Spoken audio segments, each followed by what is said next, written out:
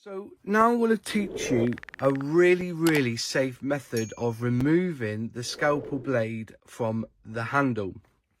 Now, again, I'm going to use my trusty flat nose pliers. There's all sorts you can use plier wise, but these, I've had these for ages, and even though they're pink, because I think they came from my wife's female toolbox, but these are absolutely brilliant. I think they're for jewelry making, but I've had them for ages. To remove the blade, there's a really good method of removing the blade, and it works for any size of blade, any size of handle, but it is the safest, I promise you. You first grab at the back. Now, before we quickly go on, you see there's a little bit of springiness in the blade, because it actually locks down in behind, so you can't pull it off. The blade can't come off; it's stuck there. What you do is you just nip the end of the blade, and then you gently put a slight bend in it so it goes over the top of the notch there. Can you see that?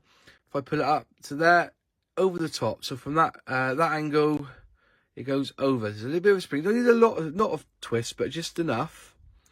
Once it's in that position there, you put your finger in behind and you keep your thumb ready. You're not going to push the blade, you're going to push the pliers. So you grab it, and then with your thumb, just push and off.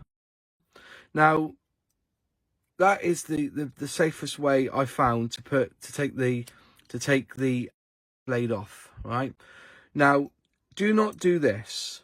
I've seen people do this. They do that, they twist it, and then they go like that.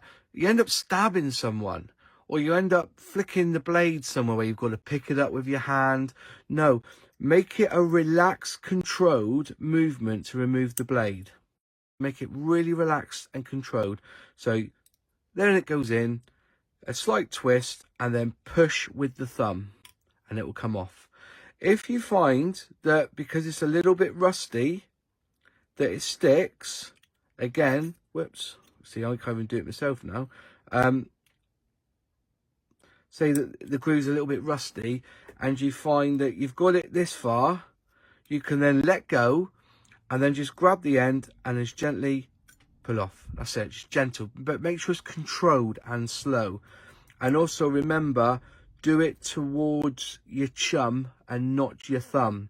So don't go doing it this way and then you flick it up and you bang. If you're left-handed, probably you may be tempted to do it this way, give it in bang and into yourself. No, just do it so that it's away from you. Everything's away from you, so that and away from anybody else.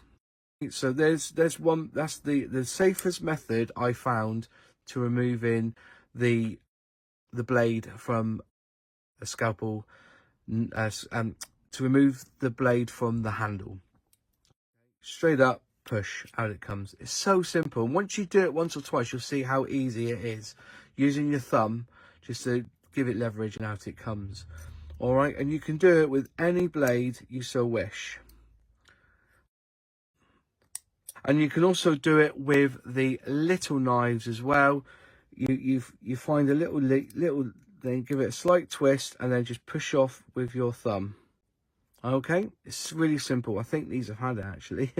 Just look at them now, and just gently take them off. It's it, but just use your thumb. Make it a very controlled effort.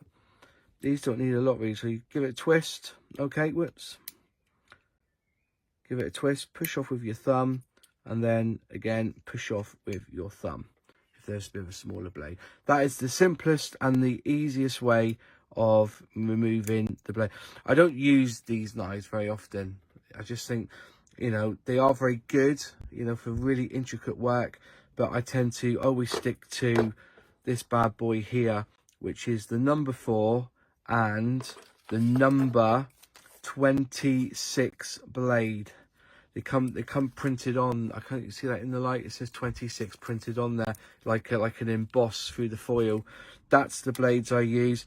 And then for the number 3s, there's the 11s and the 10s. The 10s with like the bull nose sort of one. But anyway, that's by and by. So that's the removal of the blade from the handle the safest way we're just using a set of pliers.